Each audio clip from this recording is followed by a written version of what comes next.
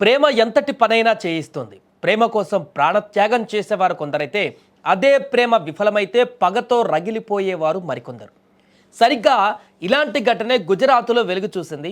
గుజరాత్కు చెందినటువంటి రెనీ జోలిల్దా అనే 30 ఏళ్ల మహిళ, ఒక యువతి బీఈ ఎలక్ట్రానిక్స్లో గ్రాడ్యుయేషన్ పూర్తి చేసింది. ప్రస్తుతం ఆమె ఒక ప్రభుత్వేతర సంస్థలో ఉద్యోగం కూడా చేస్తుంది. సాఫ్ట్వేర్ ఇంజనీర్గా పనిచేస్తున్నటువంటి ఒక యువకుడిని ఆమె ప్రేమించింది. కానీ ఆ యువకుడు ఆమె ప్రేమను నిరాకరించాడట. దీంతో ఆమె తీవ్రమైనటువంటి మానసిక ఒత్తిడికి గురై ఏం పని చేసిందో తెలుసా? బాంబుల కాల్స్ చేస్తూ, ఈ ఇంట్లో సెలబ్రిటీలు లేకపోతే పెద్ద పెద్ద ప్లేస్లలో బాంబు బెదిరింపు కాల్స్ చేస్తూ మొత్తం అల్లకల్లోలం చేసింది. అప్పుడు ఈ మానసిక బాధతో ఆమెలో ప్రియుడి పైన కసి పెరిగింది. ఎలాగైనా అతన్ని ఇబ్బంది పెట్టాలని నిర్ణయించుకుంది. వెంటనే ఆ ప్రియుడి పేరు మీద ఇంటర్నెట్లో పలు ఫేక్ అకౌంట్లను కూడా సృష్టించింది ఆమె. ఆ అకౌంట్ల నుంచే ఆమె పలు పాఠశాలలు, కళాశాలలకు బాంబులు పెట్టామని బెదిరింపు మెసేజ్లు కూడా పంపింది.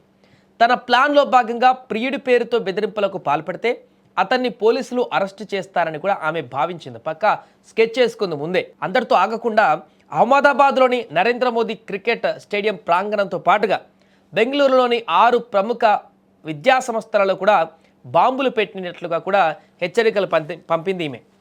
సో దీంతో సీరియస్గా యాక్షన్లోకి దిగినటువంటి పోలీసులు ఈ కేసు పైన విచారణ ప్రారంభించారు.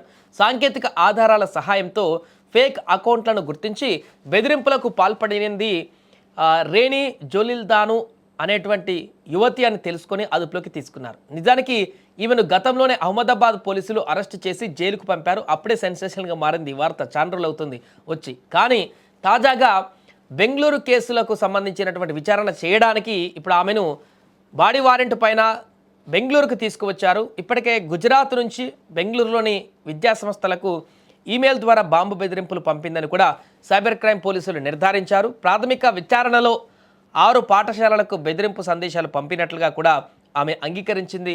మరి ప్రియుడిపైన కోపాన్ని ప్రజలపై చూపించినందుకు రేణి జోలిల్దాకు ఎలాంటి శిక్ష పడుతుందో వేచి చూడాలి. ప్రస్తుతానికి బెంగళూరుకు కూడా తీసుకువచ్చి అక్కడ కూడా విచారణ కొనసాగిస్తున్నటువంటి సందర్భంలో అయితే తాజాగా మరొకసారి ఈ అంశం చర్చలోకి వచ్చింది.